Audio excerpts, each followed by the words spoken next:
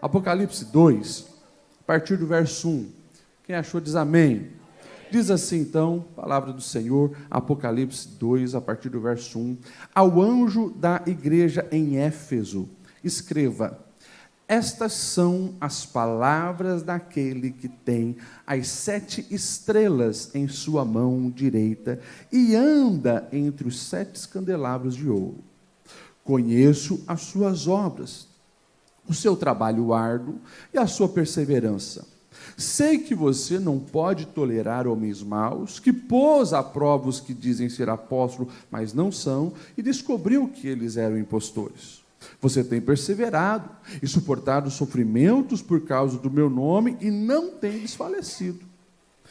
Contra você, porém, tenho isto: você abandonou o seu primeiro amor. Vou ler de novo o verso 4. Contra você, porém, tenho isto: você abandonou o seu primeiro amor. Lembre-se de onde caiu, arrependa-se e pratique as obras que praticava no princípio. Se não se arrepender, virei a você e tirarei o seu candelabro do lugar dele.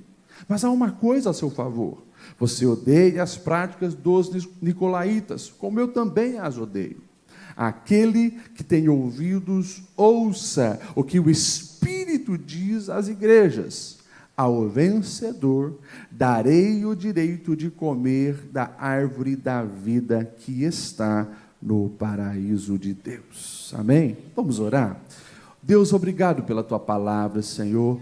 Nós sabemos que há um recado também aos nossos corações, aqui no século 21, através dessa carta escrita lá no primeiro século. Fala conosco. Nós abrimos o coração para ouvir a sua voz e aplicar isso na nossa vida pessoal.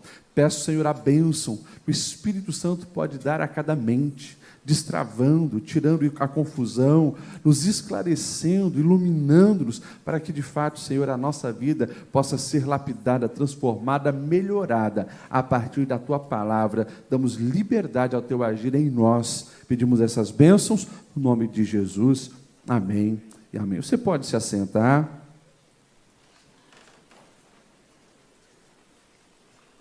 Geralmente eu gosto de fazer algumas perguntas para que nós venhamos iniciar as reflexões refletindo de fato. A primeira pergunta que eu quero fazer para você é: o que alguém que diz que te ama precisa fazer para que demonstre que, de fato, ainda te ama, mesmo depois que, quem sabe, o tempo passou? Ou seja, como você se sente de fato amado por alguém que diz que te ama? Vamos pensar de uma maneira um pouco mais direta. Cadê os casados? Diz amém, os casados estão aqui. Glória a Deus. Amém, os casados? Você é feliz por ser casado, meu irmão e minha irmã? Amém? Você está do lado da esposa? Dá uma piscadinha para ela aí. Aproveita. Agora, deixa eu fazer uma pergunta. Você continua romântico? Depois de tanto tempo que passou? Mulher, você continua romântica, apaixonada? O olho brilha quando você vê, depois de 10, 15, 20, 30 anos, esse maridão chegando?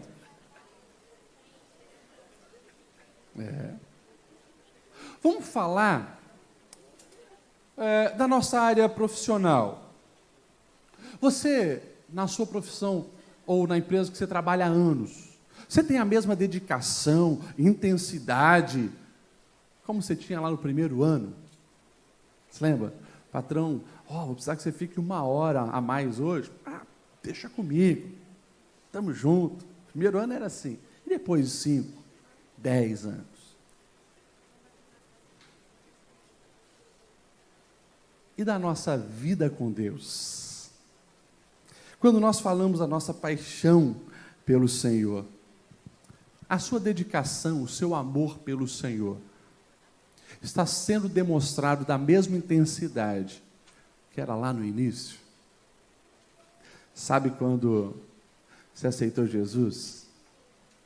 Você não tinha carro, mas se preciso você atravessava a cidade na chuva para não perder um culto. Você lembra quando tinha um convite de uma vigília, onde passava a noite em oração e teu coração ardia porque você queria estar lá? Você amava ouvir louvores e cantar louvores? Você lembra as campanhas que você fazia de maratonar a Bíblia e ler a palavra de Deus? E parecia que as letras saltavam aos olhos e o coração ardia. E aí? Depois de 5, 10, 20 anos. Essa carta que nós vamos refletir, ela nos leva a pensar sobre isso. Você sabe que o Apocalipse foi escrito pelo apóstolo João. E o apóstolo João, quando ele escreve, ele estava numa condição de prisioneiro numa ilha. A ilha de Patmos era um lugar onde eles colocavam lá os prisioneiros para morrer mesmo. Nós estamos falando década mais ou menos de 80 depois de Cristo, e tem esse imperador, o Domiciano, que vai fazer isso com o apóstolo João. O apóstolo João era aquele que foi mais longe, né, dos anos de vida de todos os apóstolos do Senhor. A essa altura, ele já era o único. Não tinha mais os outros, não tinha mais o Mateus, não tinha mais o Bartolomeu, não tinha mais um Tomé, não tinha mais um Judas Tadeu, não tinha ninguém mais dos apóstolos. Ele era o único. E agora ele está preso numa ilha por servir ao Senhor. E a Bíblia vai nos dizer, e é lindo o Apocalipse por causa disso, o Senhor aparece para ele, se revela para ele e começa a conversar com ele. E como alguns até hoje, né, parece um receio do Apocalipse. Você pode, claro, pelo teatro, pela mídia, pelas músicas, quando fala Apocalipse, meu Deus, é o fim do mundo, e muitos corações ficam apertados. Mas a proposta desse livro chegar até nós hoje, depois de 2000 anos, não é assustar ninguém, pelo contrário.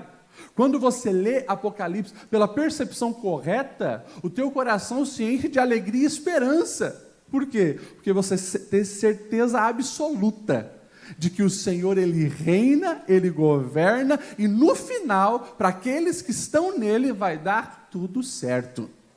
Então, quando você lê Apocalipse, e as simbologias do Apocalipse, não é para você se assustar, para você ficar confortado, animado, sabendo que quem está em Deus vai se dar bem no final.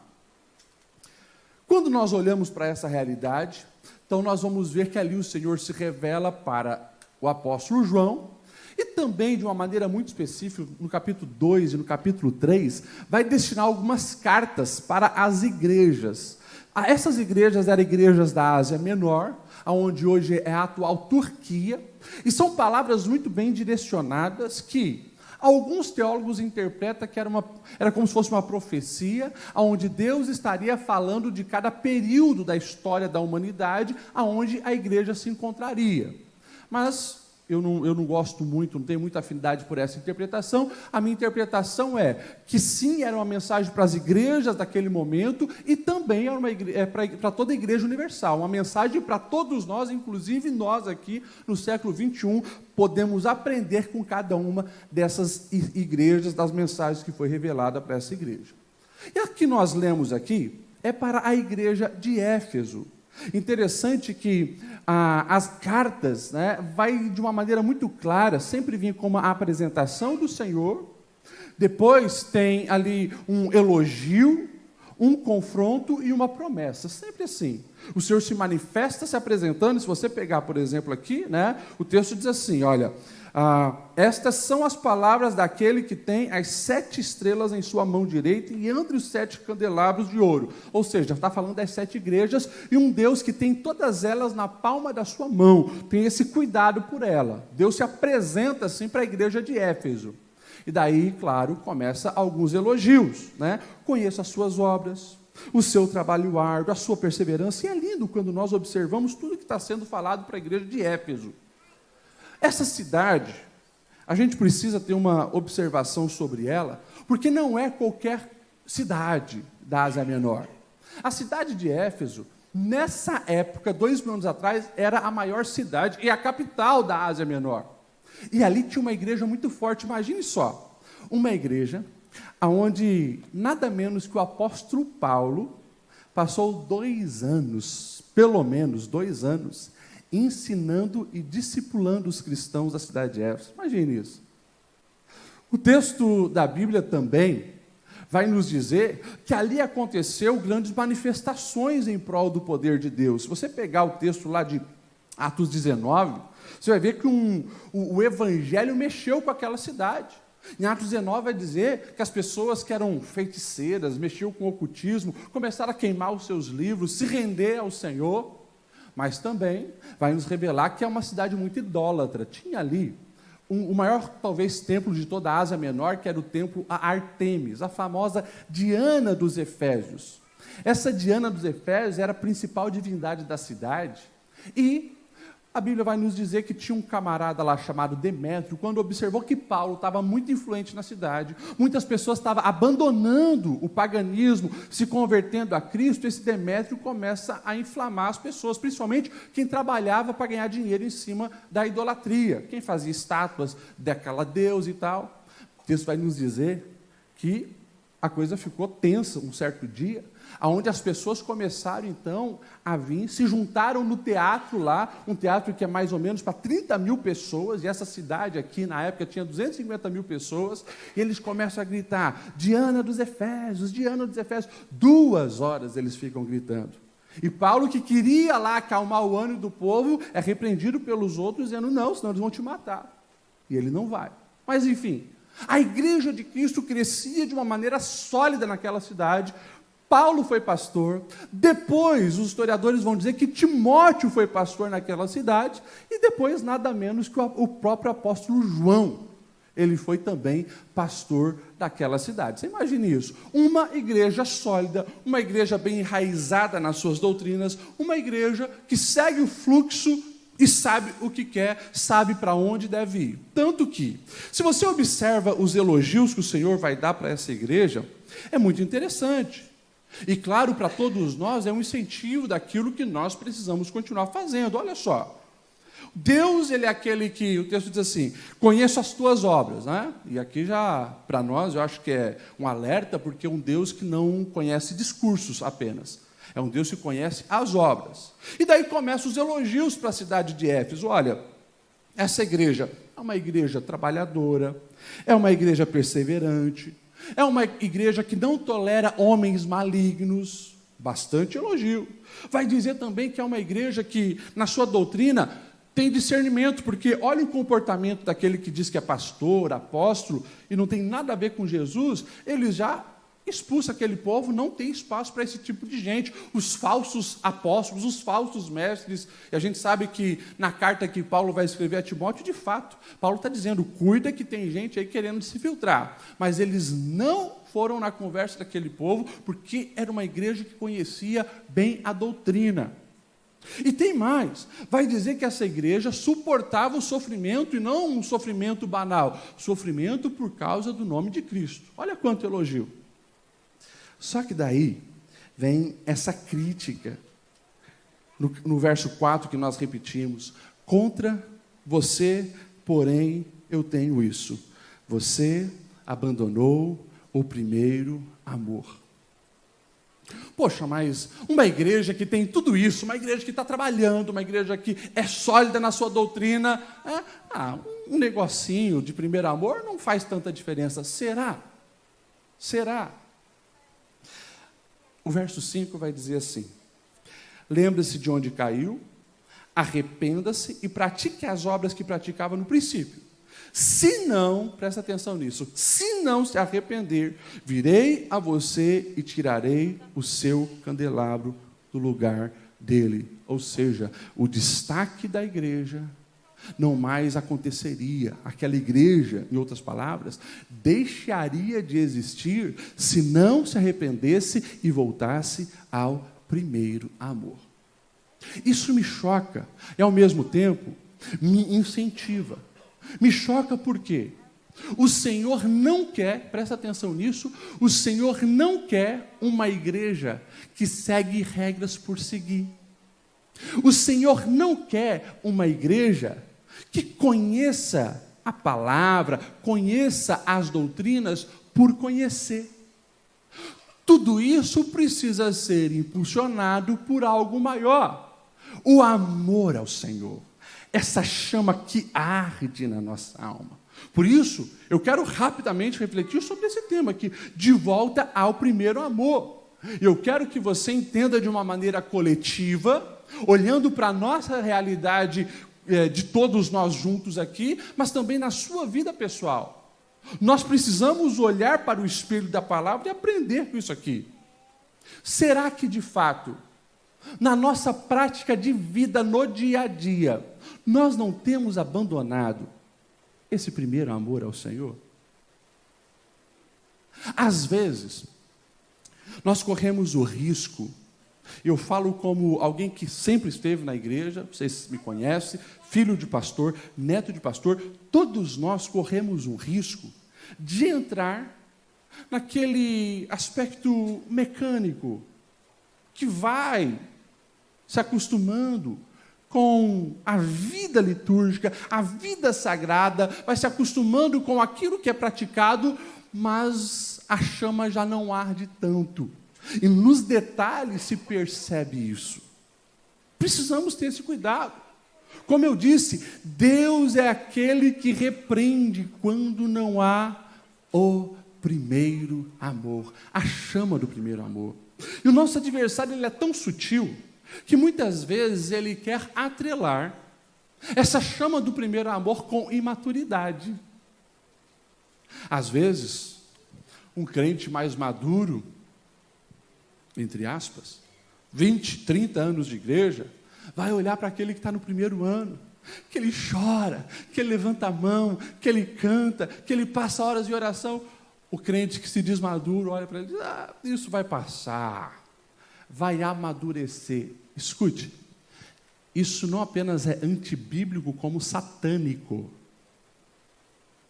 Porque a proposta de Deus para cada um de nós é que cada vez a entrega seja maior, que cada experiência nos faça se apaixonar ainda mais pelo Senhor, pela sua obra, e que de fato nós venhamos viver esse amadurecimento constante em amor. É claro, pode sim ser que a gente vai deixar coisas de menino, mas a chama do amor, ela precisa e deve sempre crescer. Vocês me entendem? Amém? Quando nós olhamos para a palavra, o texto vai dizer, né, e me chama a atenção isso: vocês abandonaram o seu primeiro amor. Como que acontece, será, esse abandono do primeiro amor? Porque ninguém acorda dizendo assim: hoje eu quero amar Deus menos do que eu amava ontem.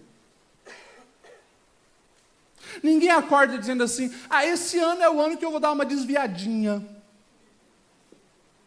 Não é assim. Como que acontece isso? É bem provável que não vai ser intencional. Mas acontece porque outras coisas vão ocupando a primazia do nosso coração.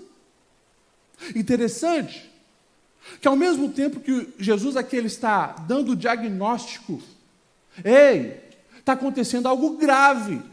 Vocês fizeram muita coisa certa, mas o essencial vocês estão perdendo, então já vem uma orientação junto. E presta atenção, porque essa orientação para todos nós é maravilhosa. Lembra-se de onde caiu. Eu preciso lembrar. Então eu preciso observar a minha vida. Quando que foi que eu parei de sentir a presença do Senhor? Quando que foi que eu parei de falar em línguas? Quando que foi que eu não considerei mais a importância da palavra de Deus e parei de ler todo dia e me alimentar? Quando que foi que eu parei de acordar de madrugada para ler as Escrituras Sagradas? Lembra-se? Lembra do que? De onde você caiu. Identifica onde errou.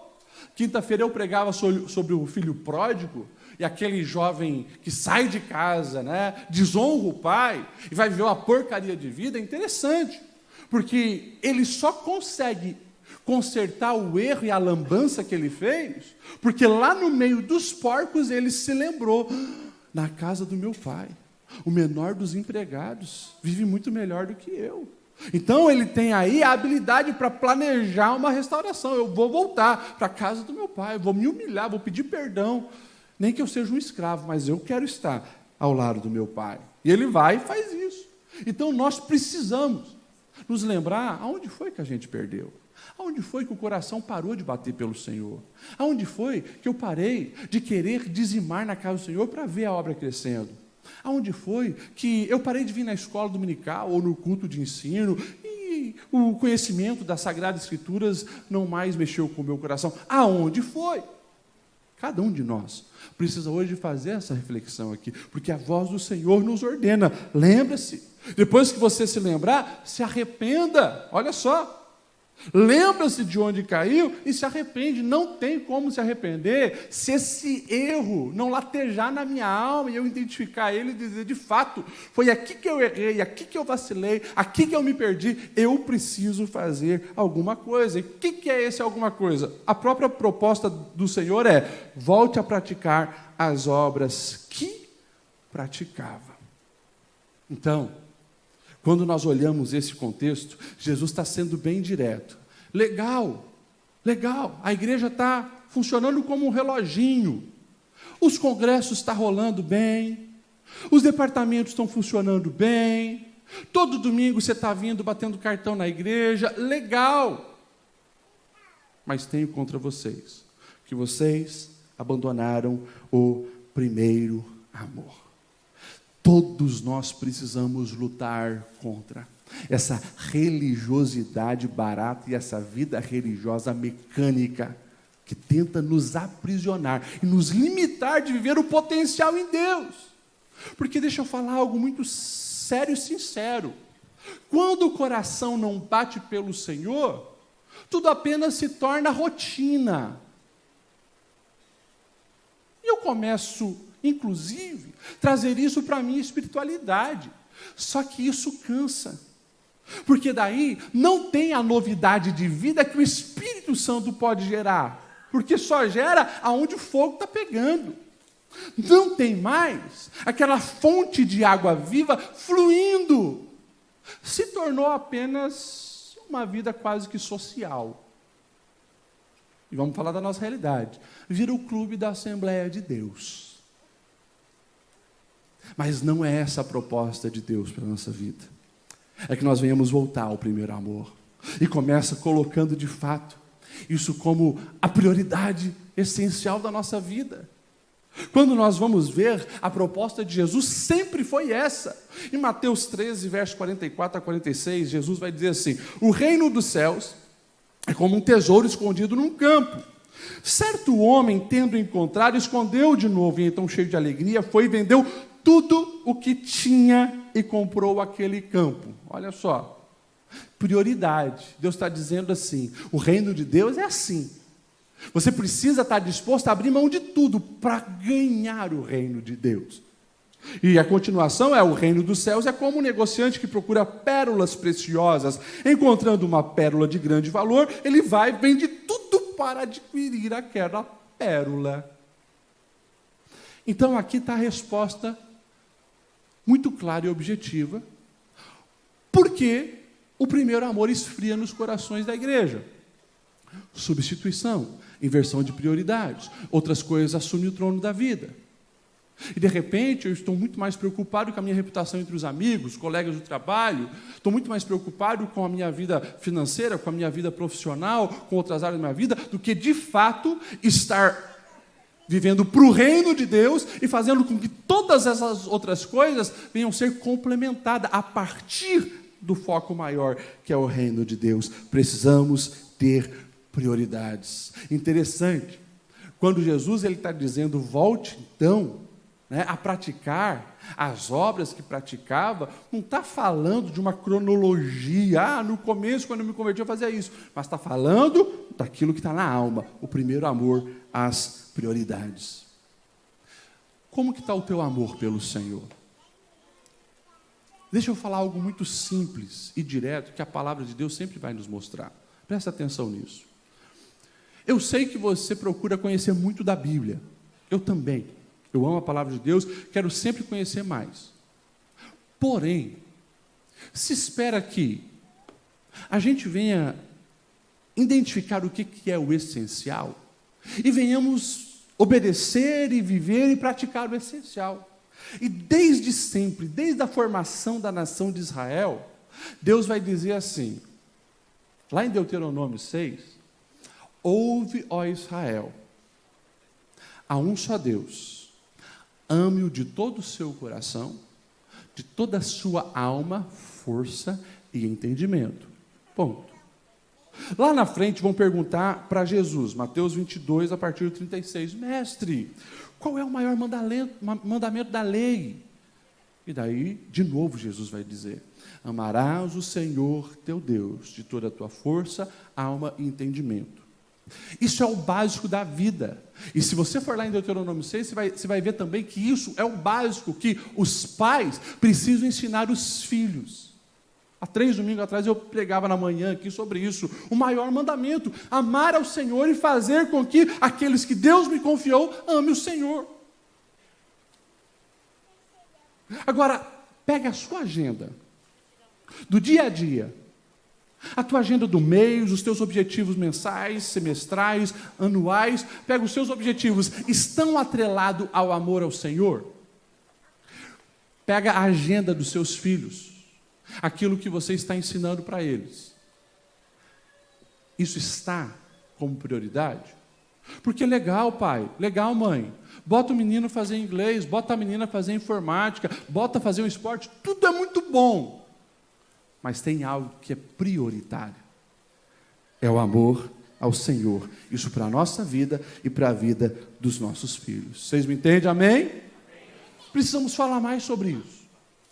Porque muitas vezes vivemos vidas medíocres espiritualmente, não conseguimos despontar em Deus, não conseguimos ser instrumento poderoso do Espírito Santo, não vemos milagres, não vemos transformações aonde Deus nos plantou, justamente pelo fato de que nós estamos negligenciando o essencial, o amor ao Senhor.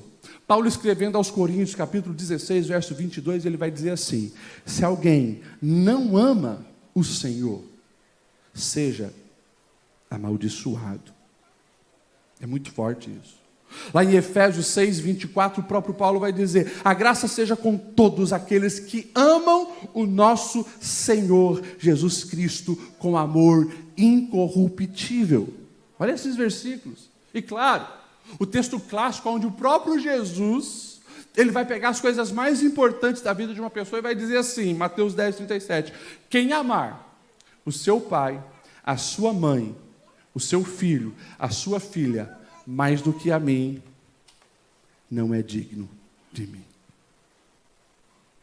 É por isso que nós vamos ver a reprovação daquele jovem rico.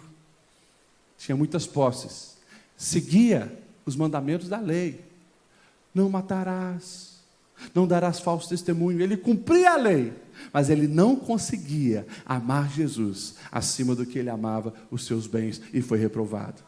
Mas a gente tem um exemplo muito positivo que é o próprio apóstolo Paulo, reconhecido entre os fariseus, alguém que tinha poder que era lhe conferido pelo farisaísmo intenso que ele seguia. Mas ele vai dizer, eu estou abrindo mão de tudo para ganhar o meu Jesus. Ele vai dizer, eu considero tudo como esterco para ter o meu Cristo. É por isso que ele não tem medo de dizer, inclusive sobre as reputações, fui crucificado com Cristo, portanto não mais vivo eu, mas é Cristo que vive em mim. Essa precisa ser a nossa vida e esse é o chamado do Senhor, para que nós venhamos voltar ao primeiro amor. Pastor Lediel, como que é isso? Porque eu amo o Senhor. Hoje mesmo aqui eu levantei a mão, eu cantei, que eu me rendo, que Ele é tudo para mim. Estamos num culto missionário.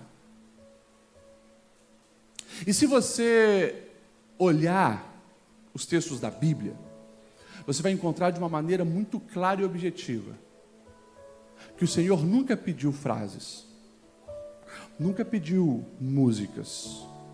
Pode ter, mas o Senhor nunca pediu danças, nunca pediu que a gente ficasse cantando o que o ama.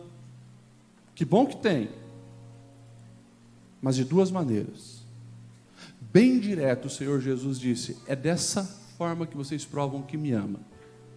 Primeiro, e aqui eu caminho para o final para a gente encerrar essa reflexão. Como que eu provo que eu amo ao Senhor? É cantando, é memorizando o texto bíblico? Ou é aqui nos cultos de domingo levantando a mão? João 14,15, Jesus vai dizer assim: se vocês me amam, obedeçam os meus ensinamentos. E daí o próprio João, lá na sua primeira carta, capítulo 5, verso 13, ele vai dizer assim: porque nisto consiste o amor ao Senhor, em obedecer os seus mandamentos. E os seus mandamentos não são pesados. Isso precisa latejar na nossa alma. Eu preciso escolher obedecer ao Senhor. Então, que no dia a dia nós venhamos de fato permitir que esse amor ao Senhor esteja no meu coração, a ponto de não mentir, não adulterar, não trapacear, ajudar o necessitado, estender a mão para o aflito, obediência ao Senhor. E junto com essa, o Senhor vai dizer: apacenta os meus cordeiros. Quando o Pedro é restaurado, lá na beira do mar da Galileia, por 3 vezes você vai ver Jesus perguntando para Pedro, que era muito bom no discurso, porque Pedro dizia: pode todos esses aí, os 11, te abandonar, eu não, estou contigo até o fim. E você sabe que ele vai negar 3 vezes, quando Jesus foi crucificado. 3 vezes ele nega. Depois Jesus vai e o restaura. Tu me amas, Pedro? Ah, Jesus, eu te amo. Tu me amas? Eu te amo. Tu me amas? Tu sabes todas as coisas, Senhor. Mas sempre depois que Pedro está afirmando eu te amo, Jesus está dizendo assim: então apacenta as minhas ovelhas. Fica muito claro que o verdadeiro amor não se limita a um suposto sentimento que a gente diz, né? Não. O verdadeiro amor,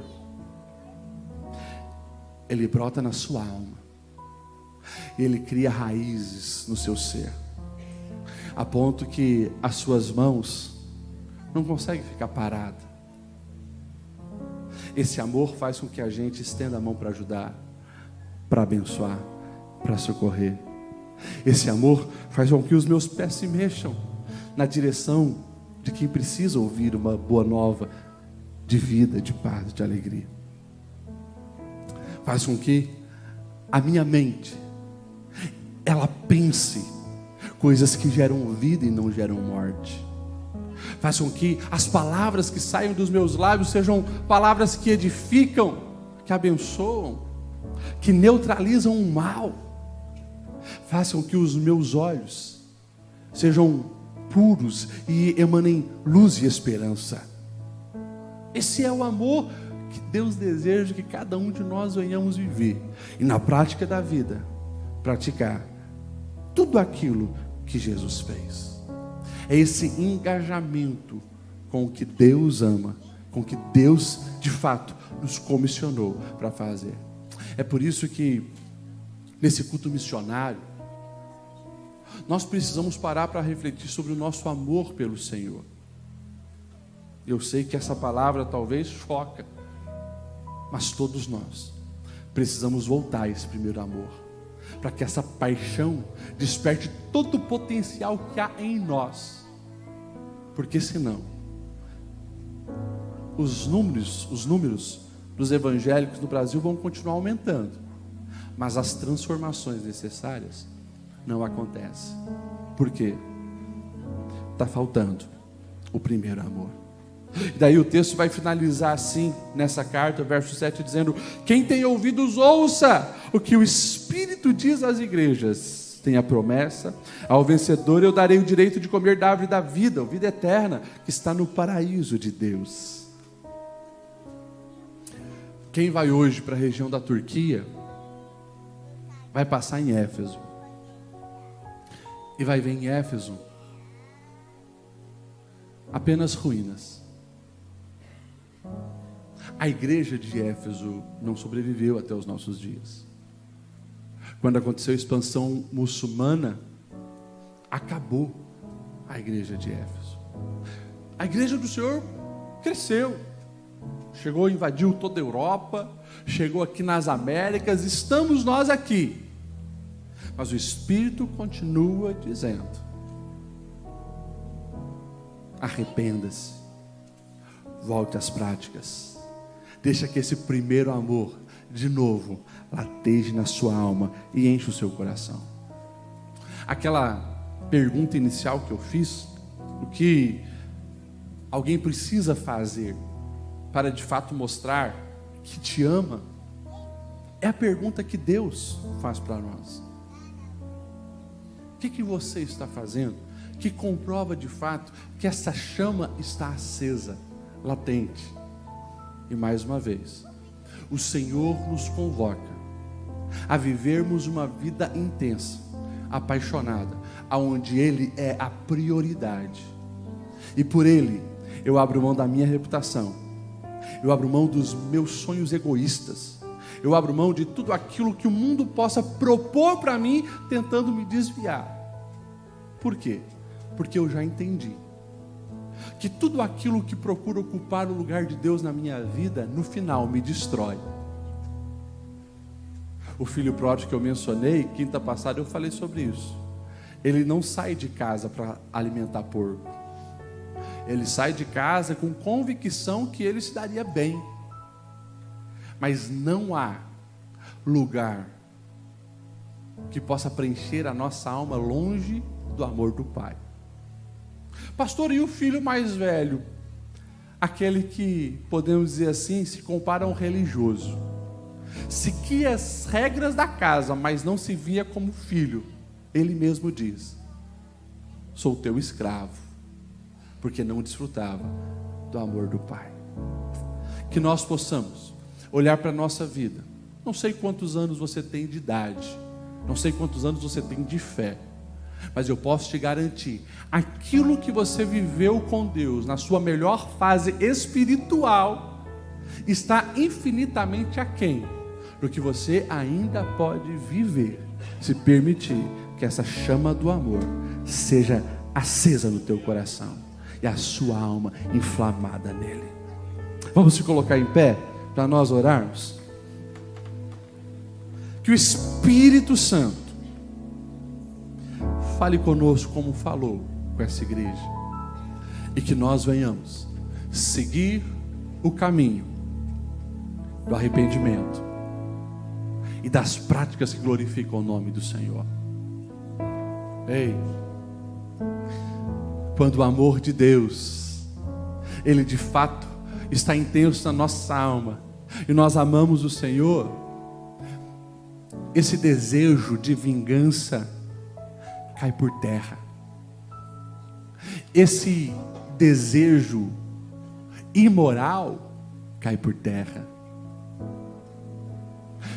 Quando o amor ao Senhor de fato é a prioridade, esse interesse egoísta cai por terra. Aquilo que para o mundo parece valer ouro, nós sabemos, não passa de escória reluzente, porque o melhor da vida é o nosso Deus. Daí, as dificuldades momentâneas desse mundo não conseguem desanimar, enfraquecer, comprometer a sua fé. Você está na rocha inabalável.